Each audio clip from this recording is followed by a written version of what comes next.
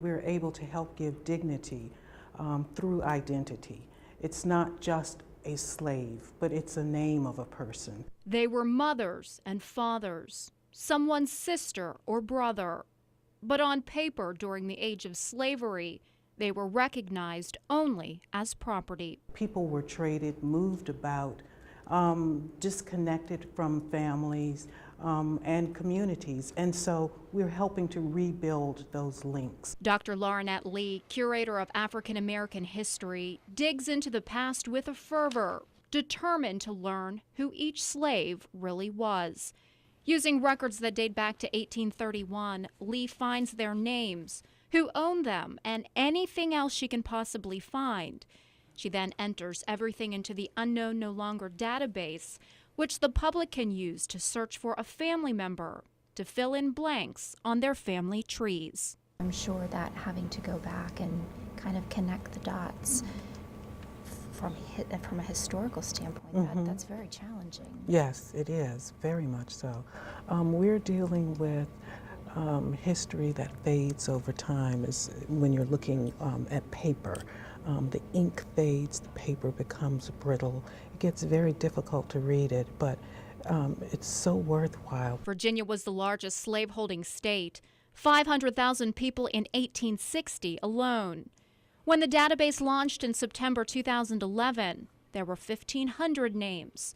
Now well over 10,000 slaves have been identified. When we look at a document of an enslaved woman named Lucretia, it includes her family relationships as well. This is the kind of information that helps those who are searching for family members begin to put the pieces together. If there's a family relationship, if there's an age, any prices that's associated with people, any illnesses, any health conditions, all of those things are noted. Lee says she can't change history, but she can help this generation learn more about where they came from and how slaves shaped the Virginia we know today.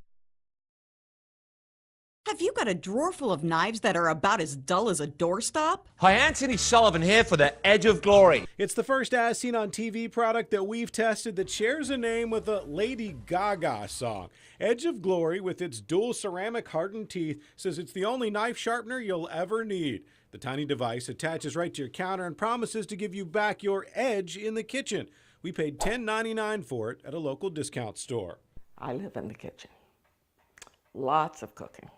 Grandchildren eat a lot. Meet this week's tester, Rosie Tarkington. She's looking for a simple, quick way to take care of her cutlery. I have an OCD husband who, when he pulls a knife out of a drawer, if it won't cut what he's trying to cut, he grabs our little sharpener and sharpens away, and he has been known to go out to the garage and use his grinder. After spending a few minutes with the directions, Rosie gets down to business. First, she tries to cut an apple with this knife just to show us how dull it is. She then attaches the Edge of Glory to her counter and starts the sharpening. She gives the newly sharpened knife a test on the same apple. He did it better. Rosie also sharpens a few other dull knives and gives cutting up a lemon a try.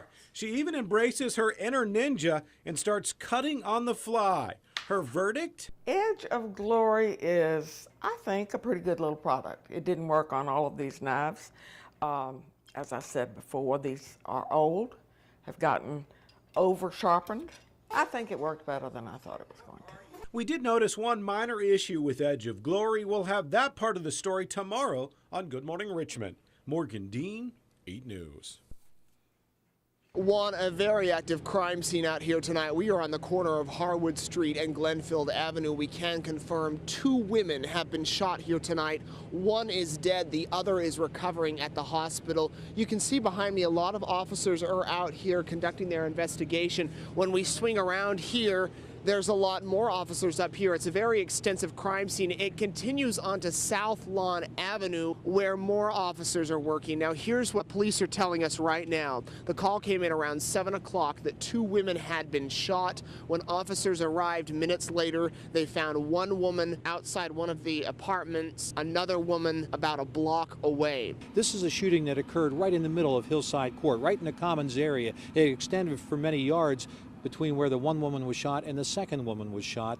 So everybody here is at risk, and we really need people to step up and let us know what they know by giving us a call at 780-1000. And you can see family members and friends of the victims very upset tonight. A lot of people out here wondering what happened. Police continue their investigation tonight. They're working to determine more accurate descriptions on the suspects, also victim information, and of course we will stay on the story and have the latest news as we receive it.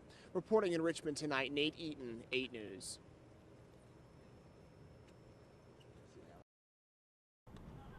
This home video shows just how explosive the fire was at this Super 8 motel this morning. I opened up the door and saw the flames down the end of the hallway. The fire actually stopped like 3 or 4 doors down from my room. Guests who are staying here are grateful. The fire may have completely destroyed a portion of the motel, but everyone made it out safely. So I came out and saw the fire going on the 2nd floor.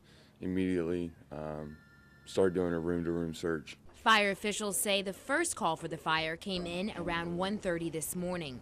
80 firefighters from Hanover and surrounding counties battled the blaze for nearly 3 hours to get it under control.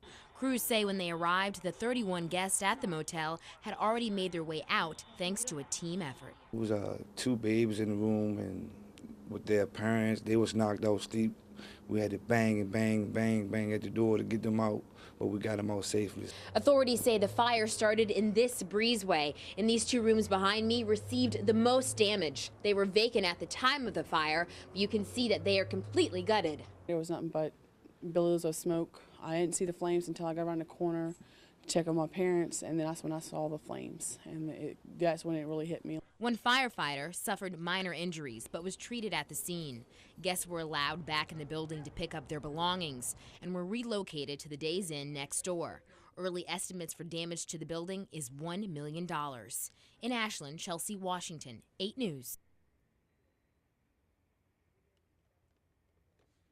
The 8 Sports Blitz is brought to you by Haley Buick GMC. Experience Buick. Experience Haley Buick GMC. Welcome into another fantastic edition of the 8 Sports Blitz. It's the final week of the regular season for most schools. And Phil, that means we start with our game of the week. Varina hosting Highland Springs. Both teams ranked in the top 5. The winner advances to the playoffs. The loser, they go home. Their season is over. A sold-out crowd on the east end of town. First quarter we go.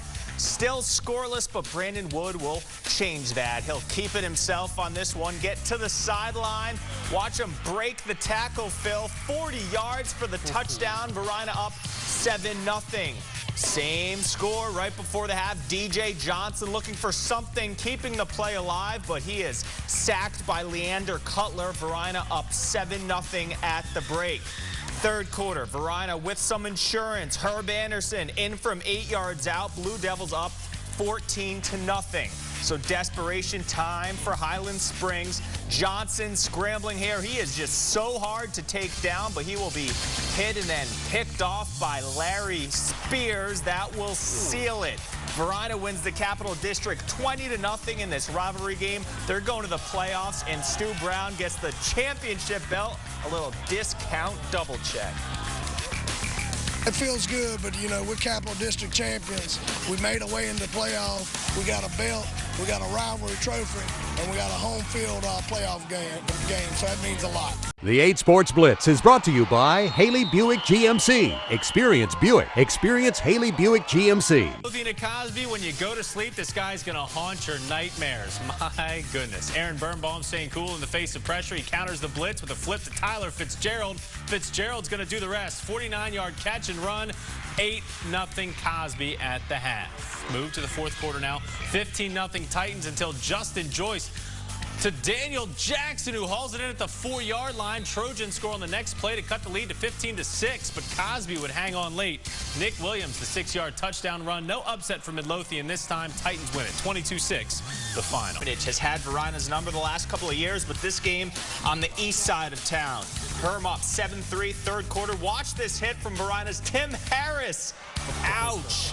It was that kind of game, Phil. Same score. Fourth quarter, Varina's Herb Anderson, 7-yard touchdown run. Blue Devils up 10-7. Back come the Panthers. The big man, Derek Green, on the carry. In from 4 yards out. Panthers now up 14-10. A wild fourth quarter. Varina with some trickery on this play. That puts Herb Anderson back in the end zone. Blue Devils up by 3, but Hermitage would drive down the field. Joe Stiebel sends it through the uprights. We're headed to overtime, 17-all.